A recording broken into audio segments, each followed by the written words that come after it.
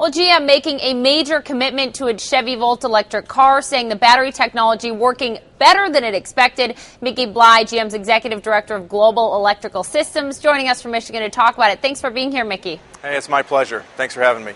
I want to talk specifically, first of all, about the guarantee that you're announcing today for the Volt battery. What is it specifically?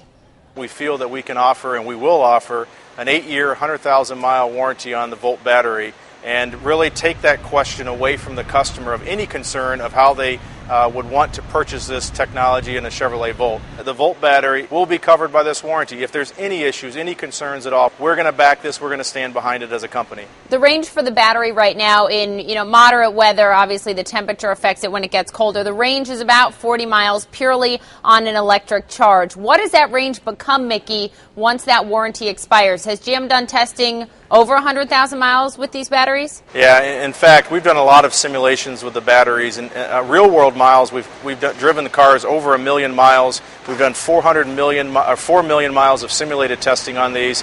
The deterioration of that really depends on how they're driven. A customer who drives in a normal temperate climate is going to see very little deterioration of that at the end of that period.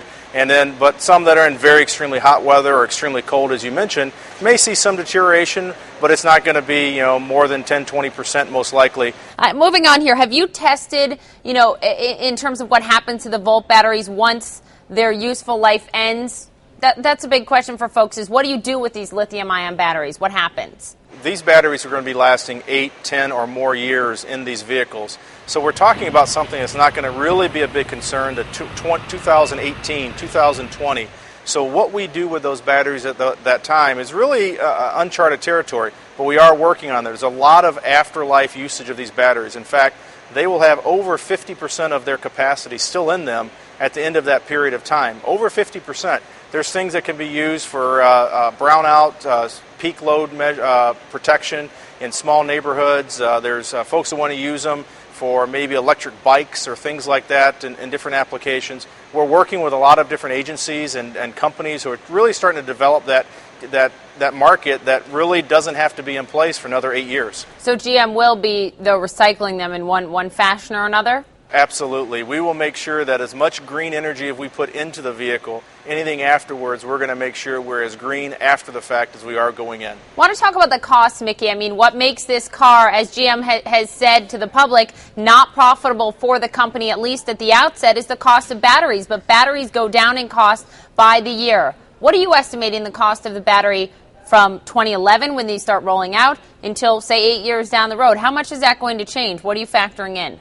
Well, it's a great question, and in fact, if you look at what we're working on today, we're working on launching this battery at a certain cost. We're also working on the second generation and even the third generation battery that we'll hopefully have out in maybe 5 or 6 years. We're seeing cost curves or costs down, unprecedented, mainly because of a lot of the governmental support that's happened at the federal level, the state level, and the local level, infusing a lot of cash in for capital of these battery plants. These are very expensive plants that have to be brought up. A lot of capital costs are being brought there. We're seeing maybe 2 to 3 years taken off of that cost curve and tens of 20% reductions in the period that we're talking here. And let's talk about pricing, because every time that I talk to a GM executive about the Volt and pricing, I get sort of the same answer, roughly around $40,000. But to this point, we haven't heard any definitive pricing on the vehicle. Can you give that to us right now?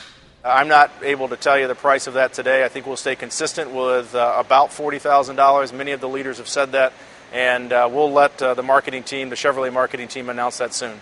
All right, and what about competition? When it comes to the competition in the electric car market, it looks like if it's right around $40,000, the Volt is going to be underpriced by some of its competitors, like the Nissan Leaf, like BYD's electric vehicles. No, I don't see whatever price we end up being to compare it to a pure electric vehicle to be of a concern.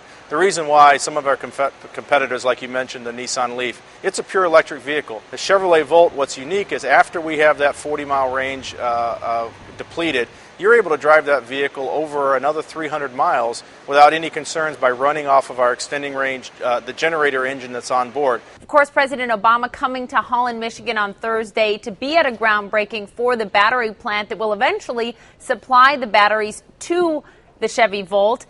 He'll be talking about the stimulus money and how that has weighed in here and the impact that that has had.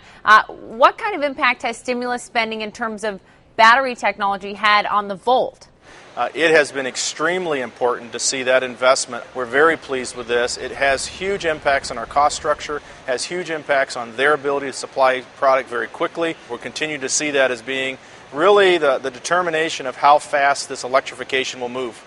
And you know, GM has said publicly that it doesn't expect to make money on the first generation of the Volt. So I guess the question is, when will this be a profitable vehicle for General Motors, which is still in debt to U.S. taxpayers? You know, it really will be determined by a lot of things. It will be determined by how many cars we sell, what the take rate is across them, and really how much more investment we see, either stimulus money or other ways that help offset some of the costs. But we are committed to provide this product. We're not going to limit the production. Demand will determine where we go. And the profitability is really an investment in our second generation, our third generation vehicles. When we get into very high volume, we will make money on these cars.